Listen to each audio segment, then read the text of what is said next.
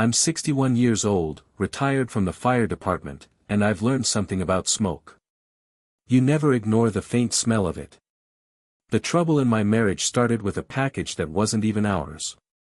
A delivery driver dropped a small box on our porch in Asheville, North Carolina. The label had our address but someone else's name on it. My wife, Beverly, picked it up and nearly dropped it when she read the shipping label. That caught my attention. Beverly had spent 20 years as a hospital administrator. The woman could stay calm during a hurricane. But that afternoon she looked like she'd seen a ghost. "It's probably a mistake," she said too quickly. Then she carried the package straight into the kitchen and locked it in the pantry. Locked it? Who locks a pantry? I didn't ask right away. 34 years of marriage teaches you patience. We had raised 2 daughters and survived layoffs, aging parents, and one terrible year when our youngest moved across the country and left us staring at an empty house. Lately, though, something had changed. Beverly had become distracted. Quiet. Sometimes I'd catch her looking at old photographs as if she were searching for someone who no longer existed. That evening she barely touched dinner. After she went to bed, I poured myself coffee and wandered into the kitchen. I wasn't planning to snoop. Men my age know the difference between curiosity and suspicion. Then I noticed an old cookbook on the counter. It was a worn-out church cookbook Beverly hadn't opened in years. A white envelope was sticking out of the middle. I froze. The envelope had my wife's handwriting on it. And across the front were 4 words that made my stomach tighten. "For after I am gone." I heard a floorboard creak upstairs. Beverly was awake. And suddenly that strange package didn't seem important anymore. I slid the envelope back into the cookbook so fast you'd think it was on fire. My wife came downstairs wearing her old blue robe. "Couldn't sleep?" she asked. "Not tonight." She poured herself tea and looked exhausted. The kind of tired that doesn't come from a long day. It comes from carrying something heavy for too many years. I glanced toward the cookbook. She noticed. I know she did. We've been married too long for either of us to miss where the other person's eyes land. "You seem worried lately," I said. She forced a smile. "I'm fine." That answer has probably started more arguments than money. I let it go. At least for the moment. The next morning, Beverly left early to meet her friend Monica for breakfast. As soon as her car backed out of the driveway, I made another cup of coffee and sat at the kitchen table. The envelope was still there. I wish I could tell you I ignored it. I couldn't. I opened it. Inside was a handwritten letter. The first line hit me like a punch. "If you're reading this, then I never found the courage to tell you the truth." I kept reading. There were no details. No confession. Just fragments. "You deserved honesty. I was afraid of losing you. Everything I did was for our family." At the bottom, there was something folded inside the letter. A document. I pulled it out. It was a statement from a bank. An account I had never seen before. The balance was just over $218,000. I read the page 3 times. My wife and I had always shared everything. Every account. Every investment. Every debt. But this one existed entirely in her name. 34 years of marriage, and I had never heard a word about it. Men, tell me honestly. What would have gone through your mind? Mine went to some dark places. An affair. A secret child. A second life. I hated myself for thinking it, but there I was. Then I noticed the date on the statement. The account had been opened 17 years earlier. 17 years. That wasn't a mistake. That was a lifetime of secrecy. I heard a car door outside. Beverly was home. And I still hadn't figured out why my wife was writing goodbye letters and hiding a small fortune from me. I thought I finally understood the problem. I was wrong.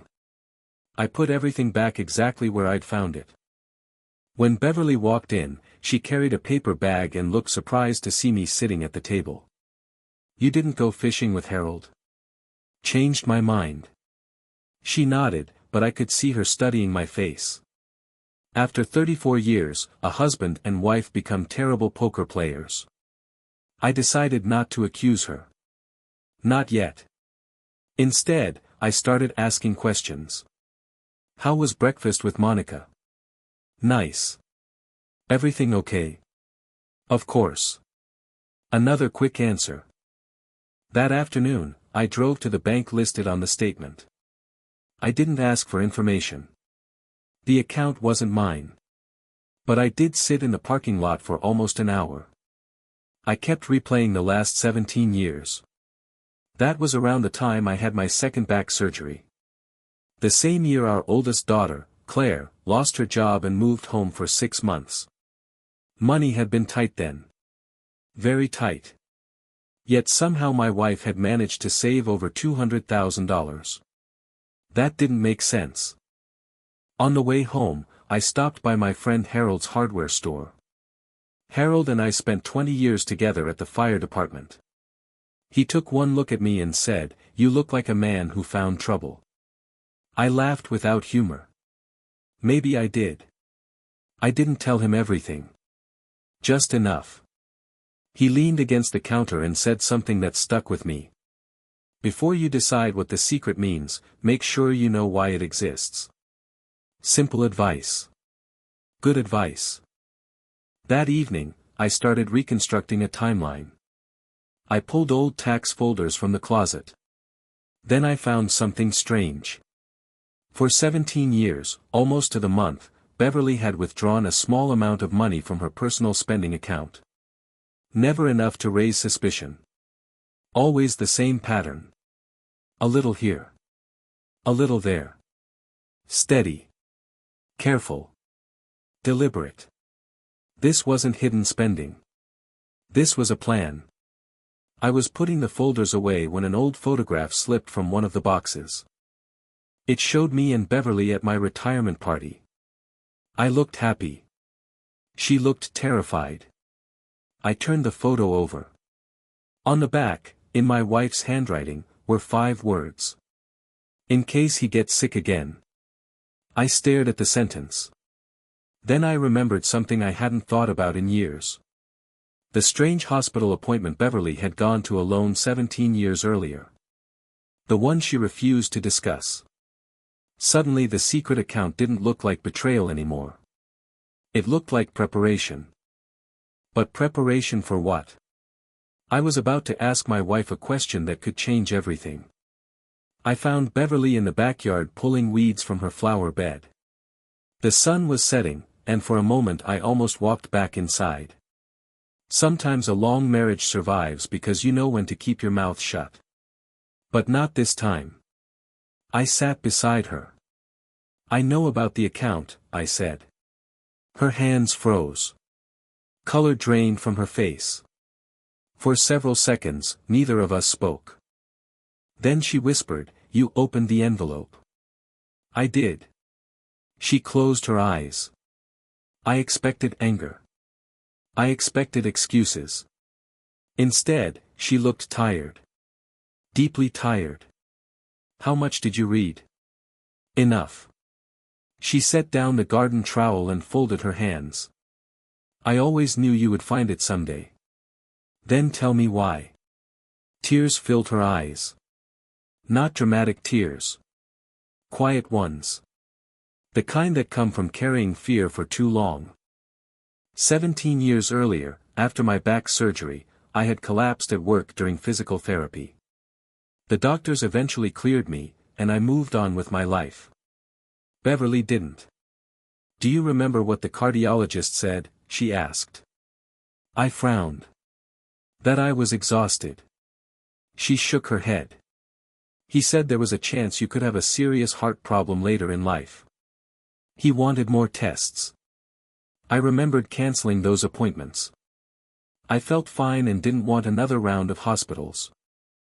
I thought it was nothing, I said. You did. I didn't. She finally looked me in the eyes. For months I couldn't sleep. I kept imagining losing you. I stayed silent. Then she said the words I never expected. I started saving money in case you got sick or died. The air seemed to leave the yard. She explained everything. The secret account was for me. For medical bills. For the mortgage. For our daughters. For the grandchildren she hoped would never struggle. She had hidden it because she feared I would spend the money helping everyone else. And the letter? It was instructions for after her own death, because recently she had started worrying about her health. The strange package that arrived at our house contained information about long-term care insurance. She hadn't wanted to scare me. I looked at my wife, and for the first time in weeks, I saw not secrecy. I saw fear. But one question still remained. If all of this was to protect me, why had she carried the burden completely alone? The answer changed our marriage forever. Beverly wiped her eyes and stared at the garden. I carried it alone because I didn't trust myself to stay strong if I told you. I didn't understand. Then she smiled sadly. You've spent your whole life taking care of people. You ran into burning buildings for strangers. If I had told you I was afraid of losing you, you would have spent every day trying to comfort me instead of living your life. That hit me harder than the secret account. She wasn't hiding money from me. She was protecting me from her fear. And protecting herself from becoming a burden. I watched my mother do that to my father, she said softly. She worried about everything until neither of them enjoyed the years they had left. I promised myself I would never live that way. I sat there for a long time. Then I asked the question that mattered. Why didn't you trust me enough to share the fear? She looked down. Because I was ashamed of it. There it was. Not betrayal. Not dishonesty. Pride. 17 years of carrying a private fear because she didn't want to seem weak. I took her hand. Bev, we're in our 60s. If we can't admit we're scared by now, then what exactly have we learned? She laughed through her tears. We talked for 3 hours at the kitchen table that night. About aging. About death.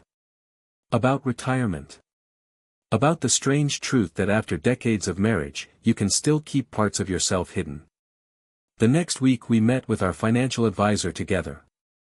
We put both our names on the account. We updated our wills.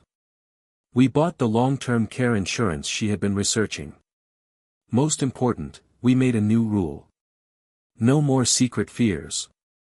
If something keeps one of us awake at night, it belongs to both of us. A month later, we started a new family tradition. Once every Sunday evening, our daughters, Claire and Natalie, come over with the grandchildren, and after dinner the adults sit around the table and talk honestly about life, money, health, and worries.